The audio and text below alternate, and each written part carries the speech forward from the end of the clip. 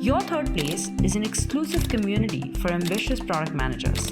It's a place where you can foster ideas and connections while being surrounded by the brightest minds. Once a month, we talk to a product leader from a world class company that wants to build exceptional products. I wanted to invite Vishal. He has lived through this journey. He started as an engineer, transitioned into product management at Flipkart. And through the years, he was an early member of the product team at PhonePe. And now he's the CEO of PhonePe Insurance. So he's a rare example of someone who is started as a product manager, graduated, grew into CEO. So thanks, Vishal, for joining us today. He's one of the rare few who obsesses about product as much as he obsesses about business. And I've seen most PMs end up obsessing about product way more than anything else. But the balance with business is what I think is the escape velocity required for you to rise beyond just doing product management into a founder role, into a CEO role. And rarely everybody talks about this whole, PMs or mini CEOs, etc., etc. Some of it is true, most of it is not. But I do think that product managers are actually, if you complement your product skills with really solid business skills, you're a good balance of someone who can be a great CEO because you generally empathize a lot with your users, you understand the technical side, you work pretty well with stakeholders, so on and so forth. So my goal is at the end of this conversation, hopefully you guys leave feeling inspired that your career ambition, if your career ambition is to be a founder or a CEO, you learn a few things on how you get there from Vishal. So my first question to you, Vishal, is, what does it take to be the CEO? I think I'll not start from there, right? I think what it takes to be successful, I think career building is more important, and I think CEO is the byproduct, or any position or title is a byproduct of that. Typically, if you look at the way the day I started my journey, and as Mona explained, right, I started as engineering, literally hardcore engineer. I think till 2012 I was coding. Okay, then I moved into Flipkart and realized that I was also doing PMing along with that. And back then, if you think about the product manager was not a formal role, right? Pretty much you are kind of double hatting onto the thinking about product and all. I think what happened to be interesting thing is that I was working in startups pretty much. Even when I was working in MNCs, it was pretty much, small units, pretty much, independent units. So I can say that all those 12 years I was spending, my time in startup kind of environment or startups itself. And I realized that, hey, I was doing product also. And I realized that, there is a dedicated role called product management. So I straight away kind of, took a jump at it. So that's one thing in terms of that you need to follow your passion or what you kind of, really like or really enjoy doing. So that's one thing which goes without saying. The second thing is, I think most important factor is I think I can say this and with as much modesty as possible, let me try to say it. I have always believed I own the company, right? Since my day one of my career, it's my company. I think this is very important. Right? So I've never believed that, this company is somebody else's company, it's my company. And pretty much like I am the one who can think about it and I'm the one who's kind of, leading the charge. It can be whatever your small area is, it can be even what you're not. Still remember discussions with my CEOs or leadership. Why are you not doing this? Why are you not doing that? Many times, curious questions, many times maybe like, naive questions. But what it gives you is basically to be ability to think of what it takes to basically run this business, what it takes to grow this business, why someone not making a particular choice or why someone making a particular choice. And I happen to work under, again, because I've worked in, various startups or startups kind of companies, worked in pretty much, decision maker under those people straight away. So at the minimum, I could understand why they are thinking like that. Also, many times I could influence them.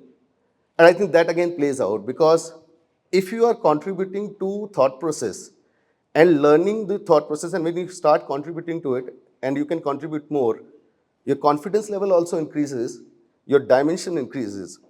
And that's the second point I'm going to touch about. So one is, I think, own it like nobody else owns it. The second is, I think you need to understand that life is a multidimensional problem, or any particular problem is a multidimensional. And if you think about, no other than product people can understand this, right? Because as a product managers, right, you get exposed to almost every aspect of that particular problem statement. Operations, business, technology, UI, UX, customer, CX issues, all. And product management as a function is supposed to be playing the two key roles, right? One is the glue function, right, where you kind of combining all of them together, because everyone is taking a narrow view to their particular problem statement. Engineer would like to build a great scalable system. Business would like to achieve the sales target. So everyone is taking a narrow view to their world. If you think about from a bird's eye view point of view, who all has that possibility of getting that full picture view? And typically, those are horizontal functions, right? And product happens to be that horizontal function which actually gets the best of the view from all this thing. It's a very terrible job at the same time, because you don't have any authority, right? No one is reporting into you. No one is basically kind of accountable to you.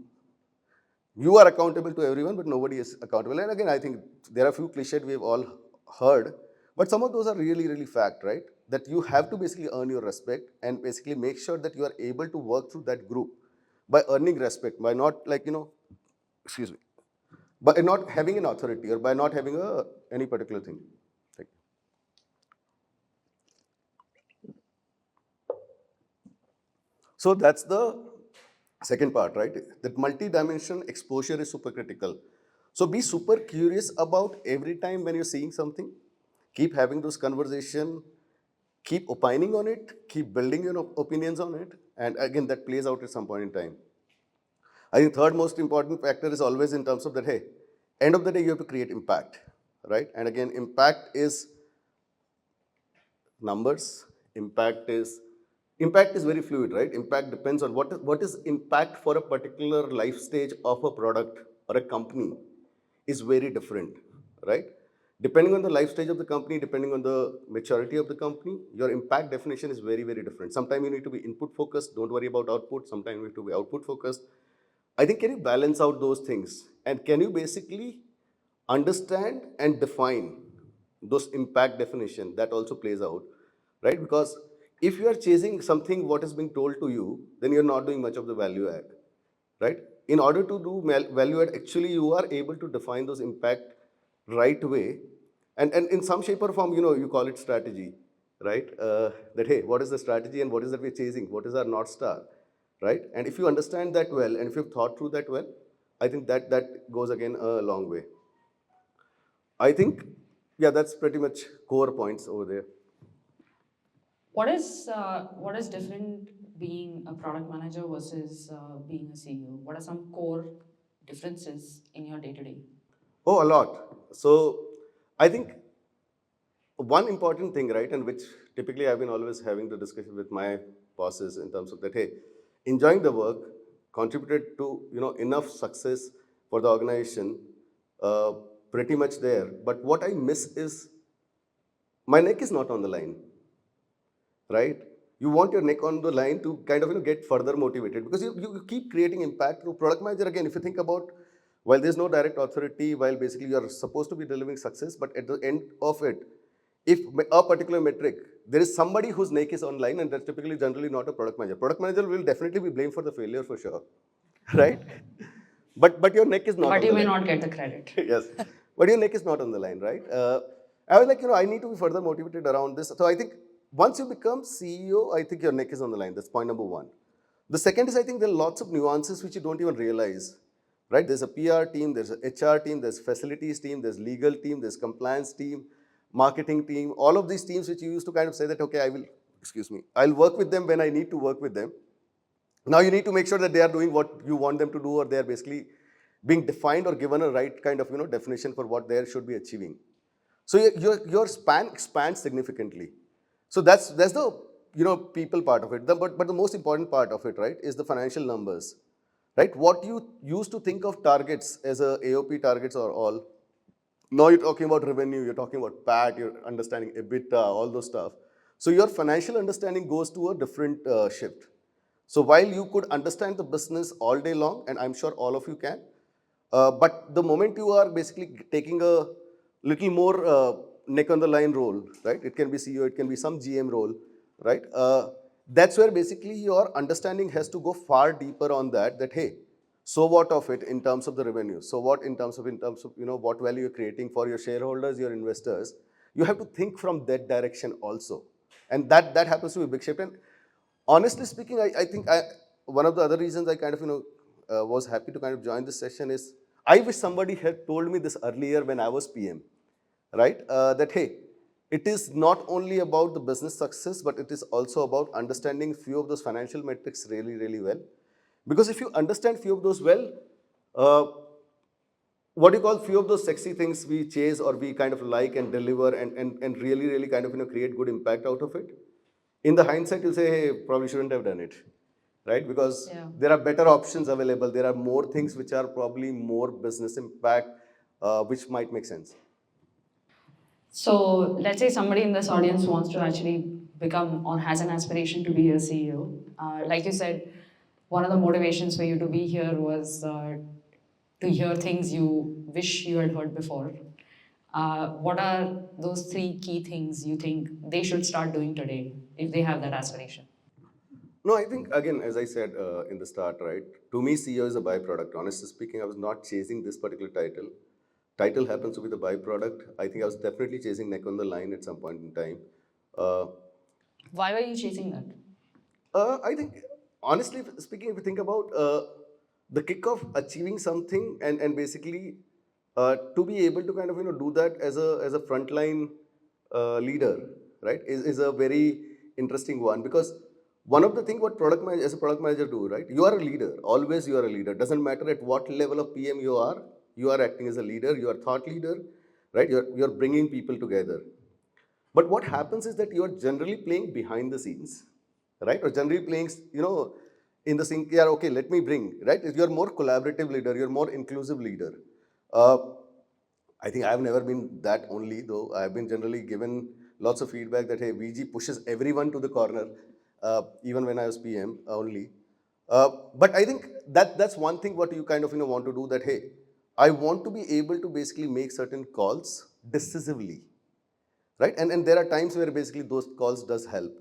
And I think given that, done the journey, even if within PhonePe, if you look at, right, done the journey of, taking the payments from whatever, where we started, I'll be finishing 8 years next month. Uh, and brought payments to a certain scale. Definitely wanted to take, other function, any other business line to take, and replicate that story. And I think I've learned enough. Samir and Rahul have trained me enough, and been lucky to kind of, get exposed to lots and lots of nuances in terms of what it takes to scale I don't think you business. should say you're lucky to get exposed to it. You started this conversation by talking about how you always asked questions and always challenged the status quo.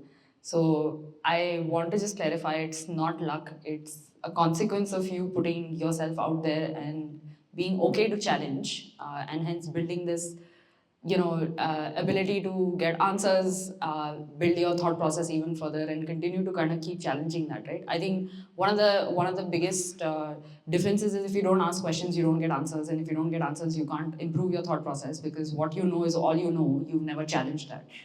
Right? So I wouldn't say you're lucky. You put yourself in that situation. You work towards it. And I think the other point, I want to just get your thoughts on, you've been at PhonePe for 8 years. Before that, you were at Flipkart also for a while.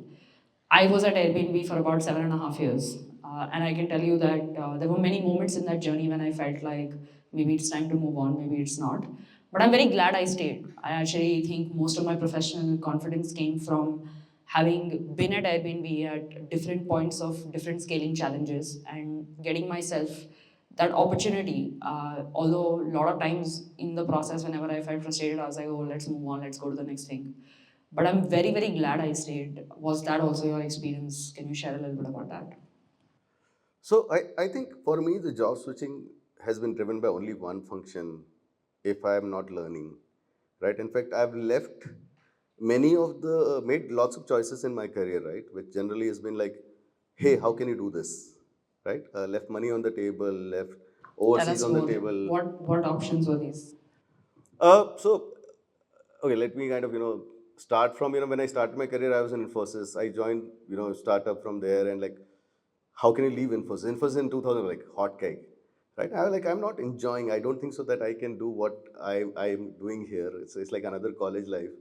I was having fun, but I think, honestly speaking, I had fun till college life. I wanted to do more work now.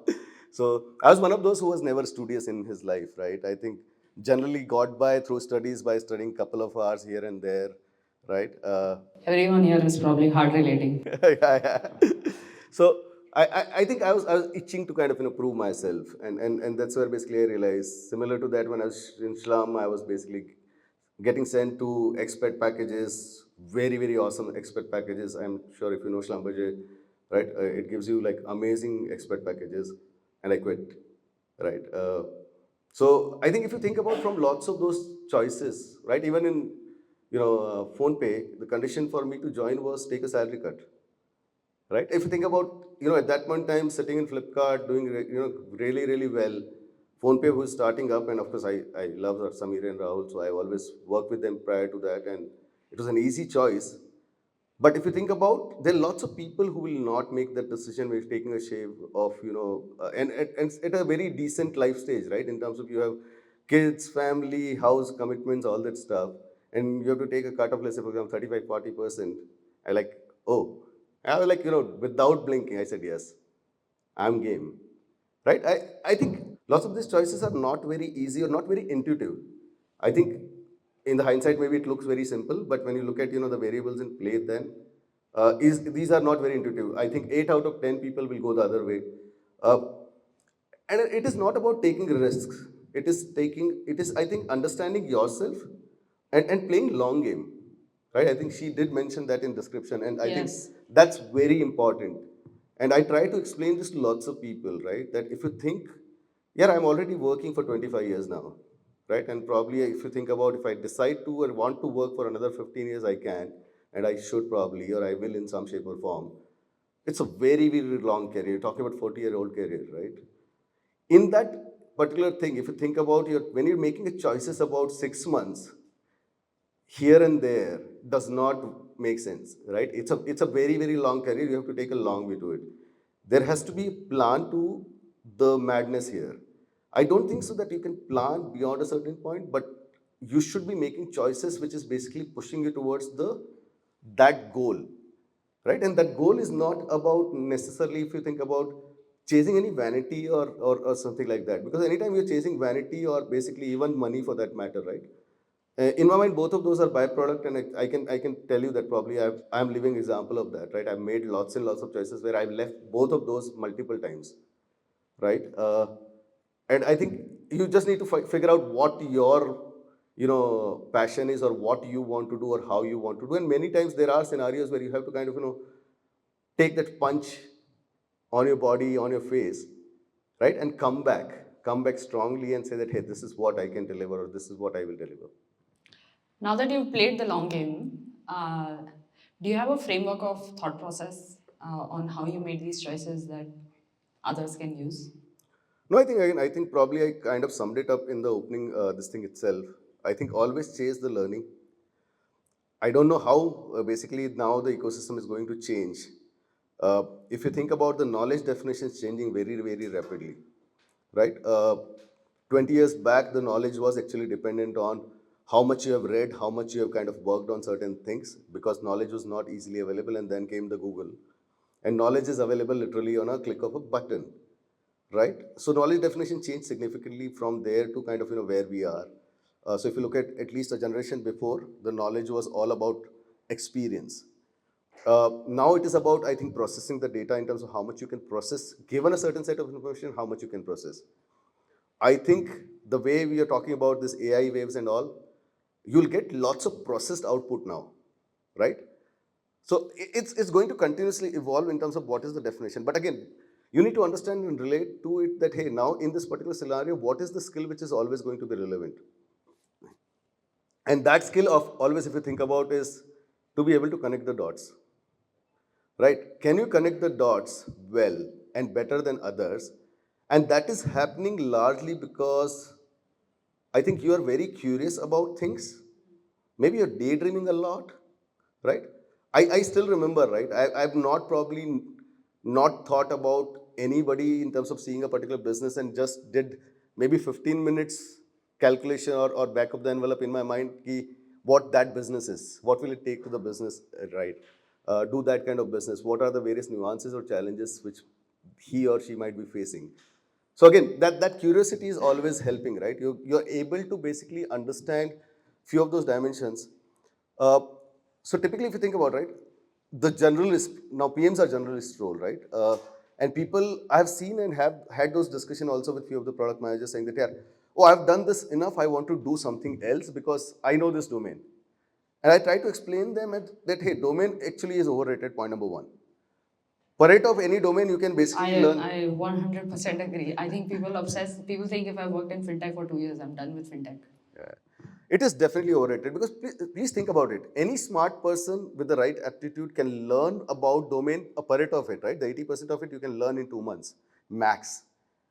For the remaining 20%, generally you're joining that domain company, so there are enough people around you who can help you with that remaining 20% while you actually build your strengths on 20% over the next year or so. What is more important is basically, again, how many dimensions you can understand for a problem statement. And that's where basically, if you think about when you're solving a problem, and if you're able to think of the operations, what will happen, customer side, what will happen, financial side, what will happen, accounting side, what will happen, right? How will you market it, right?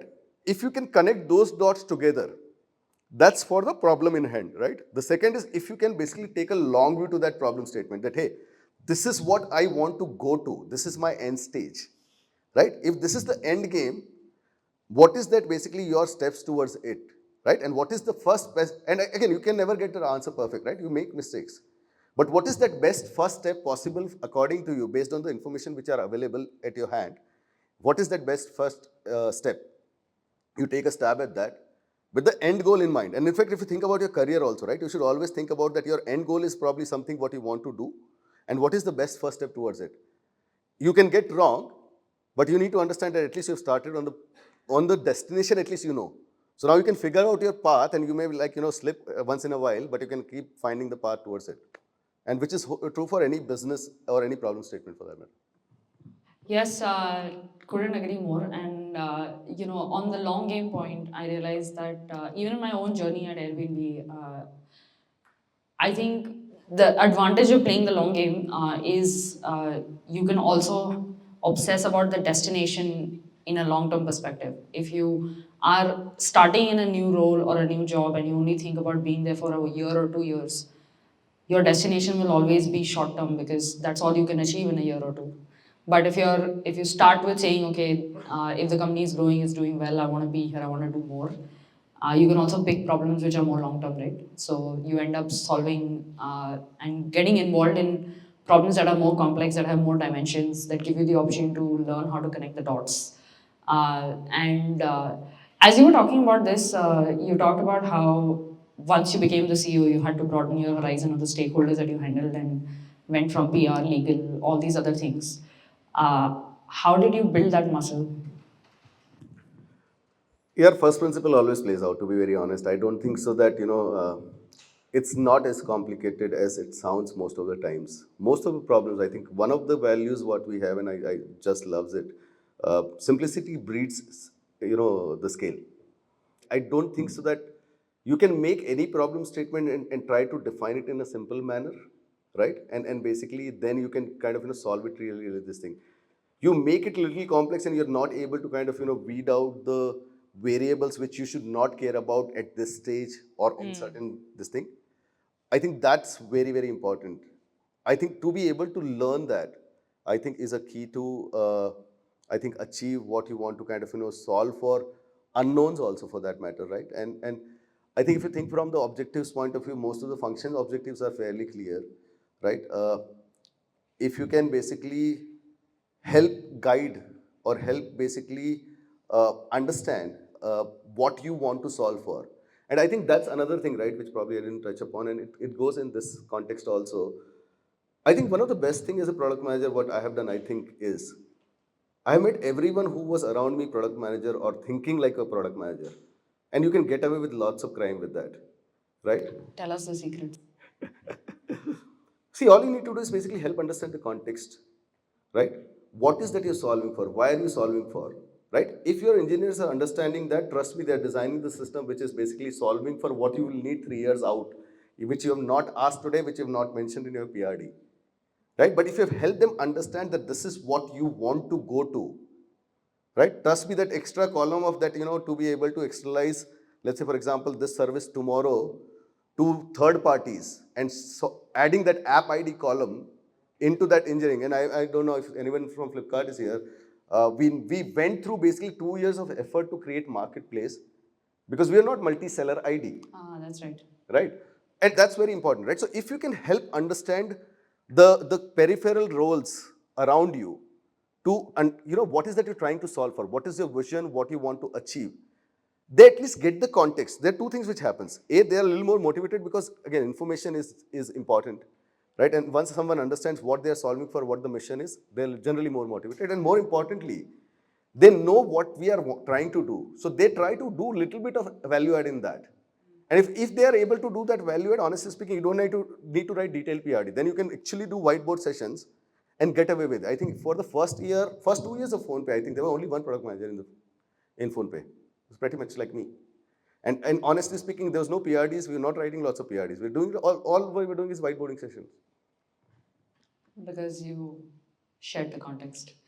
Actually, this is also the most common, pet peeve of every designer and engineer. That product managers just tell them what to do, not tell them why they're doing it. And ultimately, they're confused when it works and when it doesn't work. They don't know why it is the way it is, right? So that makes a lot of sense. But going back to your own journey, I'd love to understand softer aspects of the role and how did you navigate that. When I say softer aspects, I'd love to understand how do you set the culture in your team to think about scale, to execute at scale, and to be able to continually deliver that. I think one of the things that, at least on the outside, I admire a lot about PhonePe is the simplicity of the product. It just works all the time. And I feel you guys always get right on figuring what the next big opportunity is. I'm sure there's a lot of internal things that may not work, but I don't see them. So, what is that culture? How do you set that? No, I think culture is one of the most important aspect if you think about, and I think majority of the senior leadership was part of Flipkart Group. So we basically were part of the journey where Flipkart grew from X to Y, right, or X to 10X, or in fact probably 50X at that point in time. Uh, we made our own shares of mistakes and good things while doing that. I think while the average age of the company in PhonePe was pretty much, I think, 20 years in the early days, and even today probably should be lesser. We kind of changed the averages significantly, but the leadership average age was definitely 40 plus, right? I think that helped in terms of that. Hey, we've seen what it requires. What are the critical things which you need to focus upon, both in terms of culture and org design, right? These are two important functions which are, these are two underrated concepts. Culture, at least, few of the people talk about, but this like, probably something like customer first. Many people talk about it, very few mean it, right? Yes. Culture is one of those things. Almost everybody talk about it. I don't Also, think most people confuse culture with benefits. yeah. So I don't think so. People understand that, hey, what actually value culture can add, and org design is definitely not even talked about. I think it's again a very very valuable input in terms of how do you build right kind of orgs. So whenever I think you're leading a function, leading a company, leading an organization, and building towards it, I think there's lots and lots of thought which should be given to these topics. These topics doesn't happen by accident. They will not happen organically. You will not figure out at the runtime. You have to basically have a thought process, hypothesis, go in with it, figure out and see what is not working, and then try to see if you can improvise or improve or basically pivot.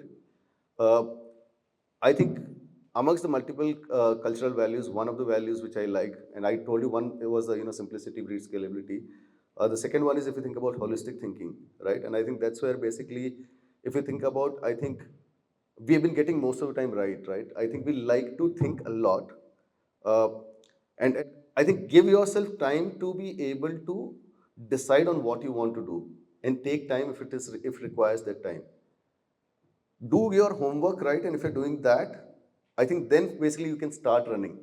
because you know that you have almost thought of, many of the variables available. Again, it's like, everything will basically link towards, right? And again, that's where basically if you think about the product management is a complex role, right? Or even CEO for that matter, because I genuinely agree that product manager, mini CEO is not a absolute cliche. I think it is about how one behave or how one should behave.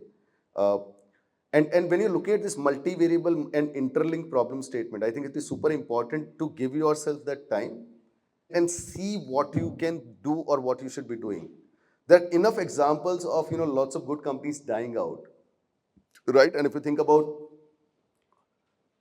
I don't know, I don't think so any one of you will be able to relate to this. But back then, when Yahoo Messenger was one of the biggest chat client, right?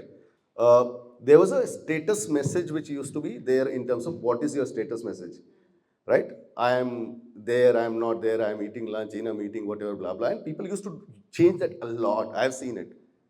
If you think about that, that's what translated into Facebook at some point in time, right? That's right. Now someone had to have that vision and to be able to connect and look forward and say that, okay, I will go long.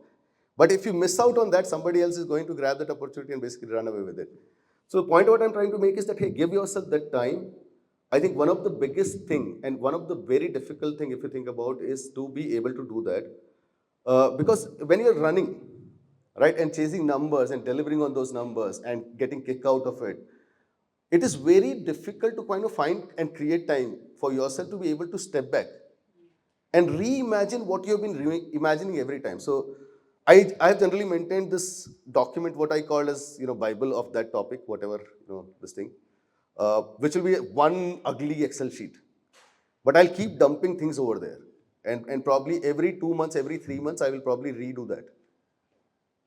Most likely there will be no delta from version 1 to version 2, which I've done a quarter again. But that's okay. At least I've given myself a time to redo my thinking, step back and reimagine. Most of the times you'll get the same answer, but someday you may get answer, or sometimes you get an answer which is different, or at least your priority orders are changing. Because realities are changing, right? You understanding your business, you're understanding your customer on daily basis. Reality keeps on changing, and if you're not adapting to it, it becomes tricky. What is the homework you expect every PM to do before idea goes into execution? Like, what is homework for you?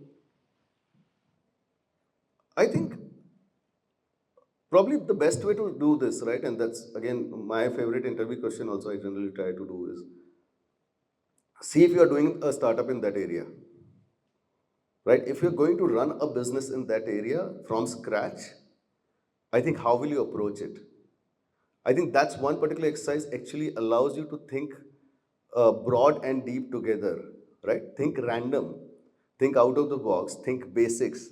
Yeah, because honestly, an entrepreneurship or that particular thought process, right? While it is not easy, but if you try to kind of practice that and get into that zone, is what basically is pushing you to say that, hey, I think the biggest motivation should be that if I am working in this area, no, nobody should be in this country, in the word space, should know more about this topic than me, or should have thought more about this topic than me. Can you take that goal? If you can take that goal and try to work towards it, eventually you'll get it, right? You will not never get it first day, right? But if you're working into that space, let's say for example, if you're working on a space for a year and just breathing and living that space, I don't think, sir, I'm talking about a very, very unachievable goal here. It's a very, very achievable goal. That also goes back to the value that you just started the conversation by, which where you said you own it like no one else does, right? So if you actually have the mindset that this is a startup you are running, this is the idea you're working on, and this is your own startup, how will you do it? You probably also live with this, motto of you own it, and hence you think about all dimensions and all nuances more than anyone else. And I think another part is, right, I think generally we are victim of our own limitations, right? One can always think, and I'm talking about this particular attitude that I own it is since day one of my career, right? I'm not talking about like now 25 years of career. Honestly speaking, I can say a lot more and basically people will listen much more than, what earlier somebody will. But the fact is that I think if you can do like that, don't put yourself into your care. मैं ये कर सकता हूँ कि नहीं कर सकता हूँ, right? Doesn't matter. Whether my manager will listen about this or not doesn't matter. Are you doing justice to yourself? Forget it whether you can crack it through or not. And trust me, you can. Because the moment you're talking about, unless until you're working in a very shitty organization, if you're talking sense, people will listen. And you can talk sense when you've thought through about it. Doesn't matter how slow the organization is or how agile the organization is, but if you're talking sense and if you're able to bring value into that discussion, people will listen irrespective of what level you are operating on. And again, don't get limited to, yeah, who am I to own or who am I to kind of, think like I'm owning it. It is a, I think, state of mind, not the opportunity. Oh my God, true that. I think I will say that owning is definitely a state of mind. I often uh, talk about this very openly to a lot of people. Many of the students in our cohorts talk about how to feel empowered in my organization. I don't feel like I have the capability to contribute. It's very limiting. It's X, Y, Z. But empowering actually means somebody giving you the ability to deliver, but you also taking that and making most of it. So it's actually it's a give and take. You can't make somebody feel empowered if they don't want to be empowered. So you have to take it as much as somebody else has to give it. And like you said, it's self-edited. कि मेरे पास नहीं है ये capability. So very well said. Last thing I want to talk about, and then we'll open up for questions. If you've had an amazing career. If there were three things you could tell your younger self, what would those be? So I'm a man of honestly moment. I don't look back. I don't look forward too much. I have a, I think again, target or I think end state in mind. But again, I generally don't like to look back. Uh, but again, yeah. let me try to give it a shot, right? I think one thing I already said, right? That I think if I could have understood finances a little better, I think that would have been useful. Because many of the times when as a product manager you've taken decisions and right decisions from a what you know basis point of view.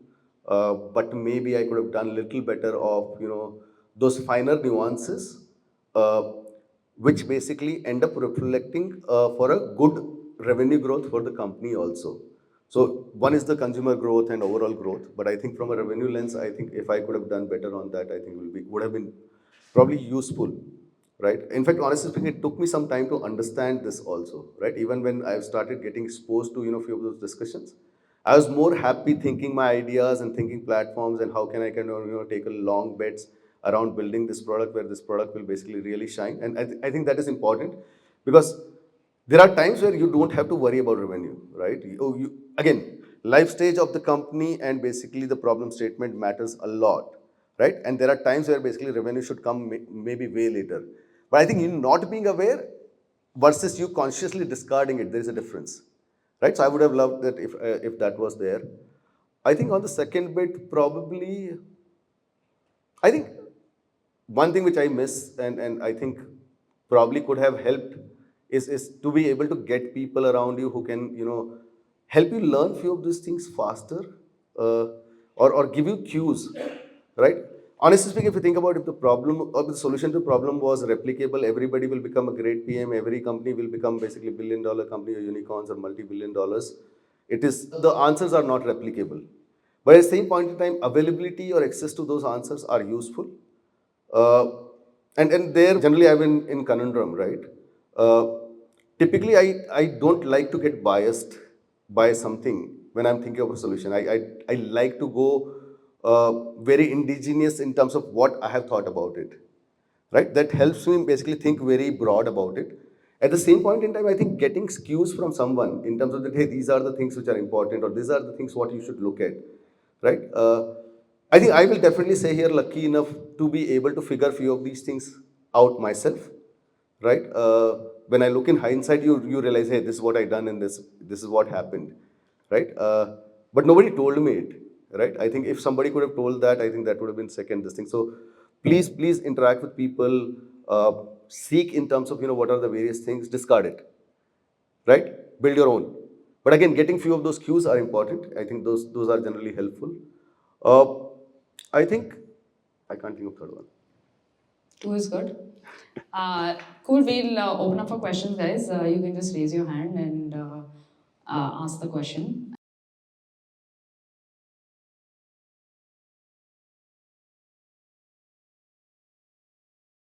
So artificial intelligence as a topic has always kind of excited me. In fact, I remember in 2000 I wrote a program by using one of the open source that was that point in time it was used to call LSD. Uh, that was the time you get confused about whether to do MBA or not, and I was trying to do GMAT. Right, from a small town, the vocab sucks. Right, even today sucks, by the way. So I was trying to build a vocab, right, and then basically said that okay, if I can do that a little more interestingly. So I put in lots of effort building that program. Probably if I would have put in that much effort on the vocab, probably it would have got better. But the program was amazing, right? So basically, I used to basically say that, okay, I created a chat bot, enter basically this thing, start, so it will say the text to speech, hi Vishal, good morning, whatever time of the day. Then I can basically enter free text on which basically it will go to the AI program and give some kind of responses. And then if I can say, hey, start vocab builder, and then I'll tell, okay, I know this word, don't repeat this often, and all those kind of stuff. So it was a very exciting program. Uh, I think, see, artificial intelligence is a very, very exciting topic. And I think with the computing power increasing, it'll go leaps and bounds. That's the fact. I don't think so we can deny that. At the same point in time, if you think about if it was that easy to kind of, do the creative side of it or imagine side of it, right? Uh, I think probably we will be really, really worried, right? But I don't think so it's that easy. Today, it can do what you know, and it can bring in there, which is, by the way, super valuable. I'm not saying it's not valuable. You should be able to kind of leverage lots of it, and probably, I think a generation out will have lesser work and they will enjoy life better than what we are doing, right? Because they will have more time at their hand, and AI will enable lots of stuff. But I think still some distance to cover, right? If you look at your and interact with lots of these things, right? And you'll realize that there are answers which are silly, right? There are answers which are, uh, honestly speaking, as good as what you could have parsed through couple of websites, right? It's not yet there from a this thing, but again they are talking about creating the images out of it, creating videos out of it. The Soro demo which I saw is like amazing, mind blowing, right? You can actually kind of probably create a movie through some text prompts, right? So it's going to be very interesting and challenging. At the same point in time, I think you need to, when you're talking about business, right? So one is the curiosity part of it in terms of how it's going to shape up. Second is in terms of the business side of it, right? You need to be very, very real to in terms of what is the need of today and how we'll basically shape up or start using it for tomorrow. And that's where basically, if you think about it, at the best, it will be one R&D project in parallel while you continue to focus on what you need to deliver for the need of the hour or what you can see. At the same point in time, you need to make sure that you're not completely ignorant about it and continuously basically exploring the space. Because what happens is, and that's another thing, right? I think this comes with the CEO baggage, right? Everything what you say is measured and heard more carefully than before. So earlier you could have, you can get past by saying loose things or get past by saying there ye bhi kar lo, wo bhi kar lo types wala. Abhi aap agar ye bol doge, there are probably some bunch of people who are getting confused. So ये I भी कर think लो, कल सुबह से चालू हो गया वो. so you need to be careful about in terms of what you're thinking, and that's where basically I think you need to form an opinion about it, continuously read about it, continuously look at the space. And before you bring into the mainstream, you need to be confident about what you're bringing in for. You're not bringing in a new shiny toy which people can play with. You're bringing in something with a purpose. I think unless until you can define the purpose, I think, and that's what probably I'll be doing in terms of figuring out the space and then identify what purpose we can use it for, and then basically start working on that.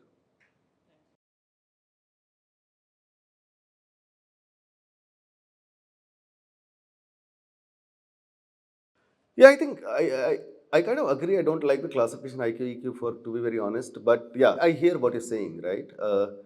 I think aptitude is required up to a certain level, and honestly speaking, most of us are not doing those kind of rocket science where you're kind of solving those NP problem statements using your brains. There are machines to do that any which ways today. So I think from a EQ, as you're calling out side of it, right? I think, or as a leadership softer aspect of it, I think one thing or two things which are very important. In fact, second is sub of the first one. One is you have to be very genuine. I don't think so you can fake it. It's very difficult to fake, right? You have to basically be what you are, right? And speak from the heart. And it's okay to have certain chinks in your armor in terms of that, hey, you are not good at thinking this particular thing, or you're not good with, empathize with this particular dimension of it. But I think as long as you are true and genuine, people see through that and people like and appreciate that. And that's what basically allows you to be trusted. And as a leader, it's very important to be trusted. I don't think so that you can kind of, uh, get away with just because you have a certain position or title. People judge you every time. In fact, you're getting judged more often than now than before, right? So I think you have to be genuine. That's literally non-negotiable. And second is, again, if you think about, when you think about people, right, you have to be very, very basically thinking about people. Anybody who's working in your team, you have to think about that person also as if you are invested into that. Everyone who's working, basically you have an opportunity to invest into that individual, right? You're building or basically helping build career for that individual, right? And many times the discussion can be, hey, you are not good, right? But again, you're doing with genuine and with very absolute transparency that, hey, this is what is needed for this role, this is what you're bringing to the table, this is what basically, if you think about, is not working out. And you can part ways with by shaking hands and literally kind of say that, hey, we are still in good touch, right? I still see you as mentor. And I think that's one, I'm giving you the one extreme side of it, right? If you're a good people manager, even when you're parting ways, right, you'll leave on good note because the other person understand that you have always their interest in mind. Well, it's a two-way street, right? No one is basically working to say that, yeah, I will work for you, the war cry and all that stuff. You can make that happen for a quarter, honestly speaking, one delivery, one release, one marketing campaign. If you have to make that happen for over the years, it is not happening just like that. It's not happening on war cry for sure, right? Then it is happening on basically in terms of that, hey, there is a two-way street.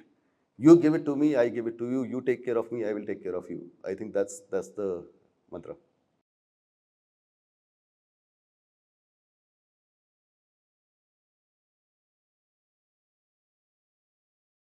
One of the things which I said, and right, many of the people misconstrue it for arrogance also. I generally like to come on with my own ideas or my own thought process. I've been lucky enough to work with lots and lots of quality leaders.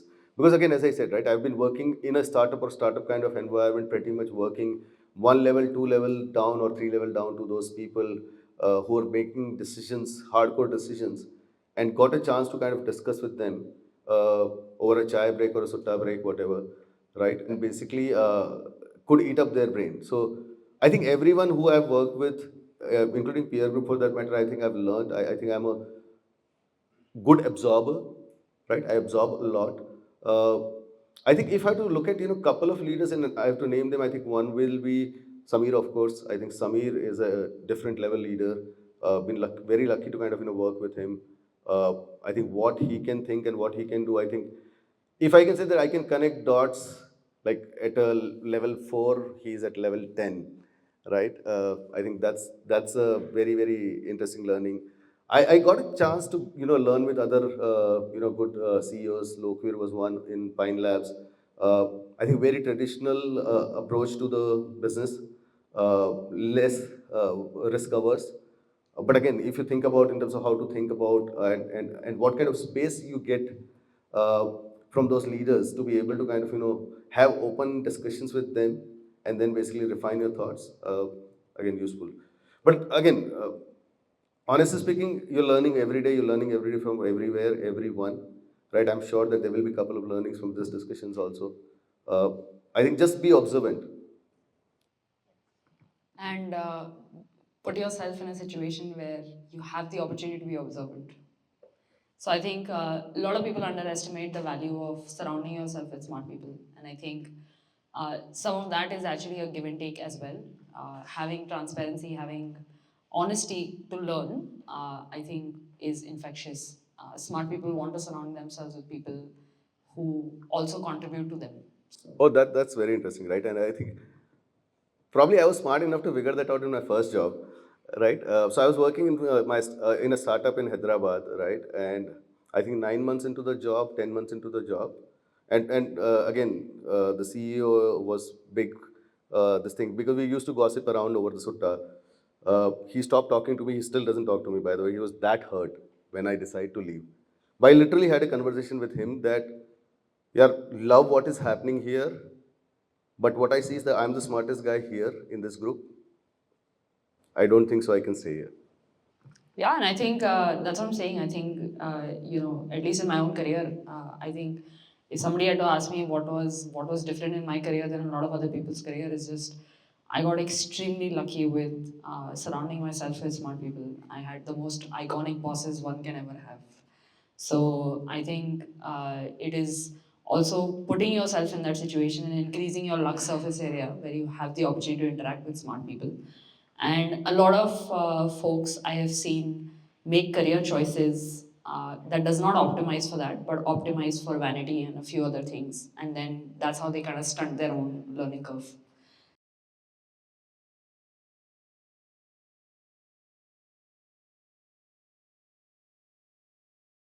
This is not a product idea. This came from the business team. Okay.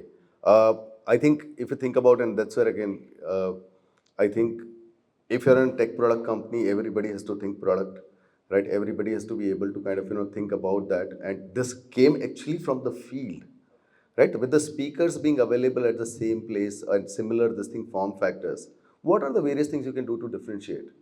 And maybe monetize some point in time, right? So that's where basically it started coming from. Honestly speaking, I'll be very candid. When I heard idea for the first time, and it took some time to kind of catch up on the idea, my first reaction was, what will happen because of this? Like another shiny thing which will basically end up doing something, but maybe like we have more things to worry about in terms of solving another feature or something like that. But it played out really well. Honestly speaking, yes, there are lots of people who like it, and there are lots of things How which is did the happening. PM convince you? No, I think again, as I said, right, we do think about a problem statement. That's what they're all thinking. No, I think again, you have to be thoughtful around any choice you're making, right? And that thoughtfulness is a part of DNA, right? You don't discard on impulse, you don't discard on, or you don't accept on impulse. Oh, it looks good, let's do it. No. Oh, it looks bad, don't do it. No. Let it come. Let's think about what are the various things which will happen, which will not happen, right? And if you can have those open discussions, and that's where again, if you think about the org design plays out, I think in PhonePe, what we've done is we've created this pod structure where these are small groups of those businesses where basically you have like literally the troika or the quad of tech people, product person, business person, and basically operations person. And generally all of the discussions are happening with that group, right? Allows you to basically bring in the diversity, the multiple dimension part of it, and a fair shot at any decision making.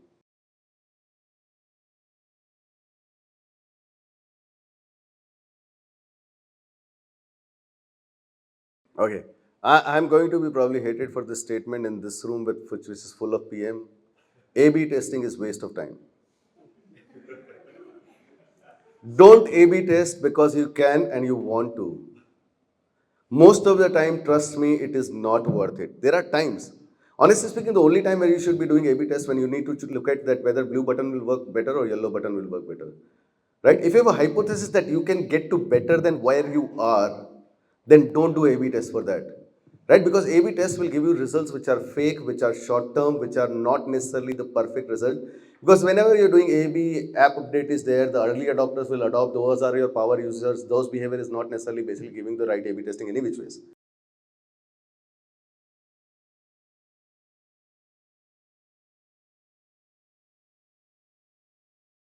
Yeah, I think honestly speaking, different people will give different answer to this question. My answer is, I think I look at life very simple manner. I'm a simple man for that matter. So for me, only thing is again, as I said, somebody asked me this question also, right? That hey, how do I find that right company which is going to basically go places?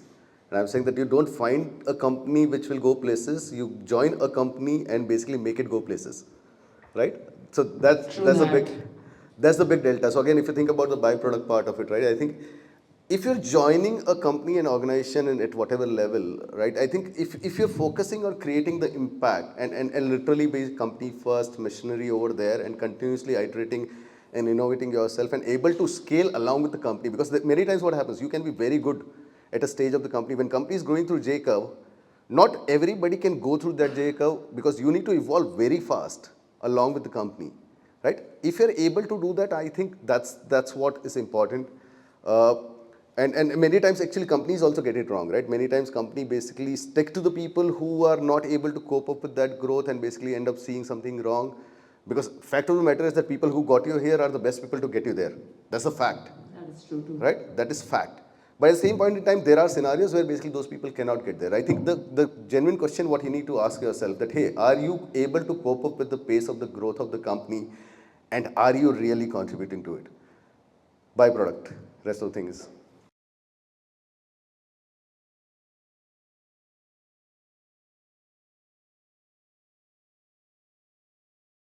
I'll tell you that's an easy one, right? I've been engineer half my life, PM half my life, and CEO recently, right? So if you think about, I can probably relate to that, and I think the point here is following, right? I think the balancing forces are important, right? If you're taking a long view to any problem statement, right? I don't think so you can shortchange in certain aspects of it. Tech debt is one of those. At the same point in time, you also need to understand that, hey, you are responsible for certain numbers, right? While not yet quarter say quarter, but actually you live quarter to quarter from a results point of view, right? You need to deliver that results to your board, right? So there is a business growth which is required. At the same point in time, there is a basically long-term bets which you need to play out. I think the right way to look at it is basically, if you think about, is carving out that space for people, right? And to be able to think that, and that was one of the first change I did, right? I said that, hey, I want certain decisions to be engineering first, right?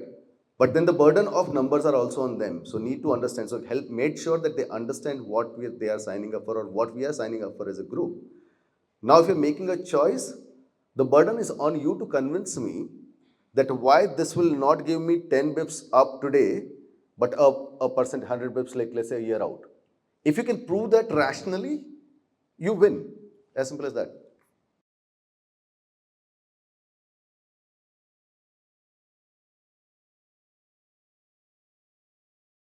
That's a good question, right? And again, if frameworks were the answer, I think we could codify them and then basically everybody can build great businesses. So it's a there is lots of subjectivity involved. I'll try to see if I can basically articulate this, but again, please use it with caution because I'm using some reference in my mind and biased by that particular example here. There's no fixed answer, right? You have to basically improvise or understand the situation and arrive at the right answer. But typically, I think if you think about when you are in early stage, 0 to 1, right, where you're trying to figure out what is the right product market fit, right, and you don't have lots of data coming in from the market. You're going with the hypothesis, right? I think in those particular scenario, I think it is more important to be input focused than output focused because if you go into that zone of yeah, I need to deliver X orders per day or X orders in whatever MSE, MAU, whatever metric you're talking about, it becomes little artificial forcing function, right? While actually all you need to do is that are you doing your basics right? So till you have figured out what is the right way to do it, I think you need to be input focused for sure because then any output is basically restricting your thought process. I think that's the best generic answer I can give you, but there's lots of subjectivity in these kind of issues.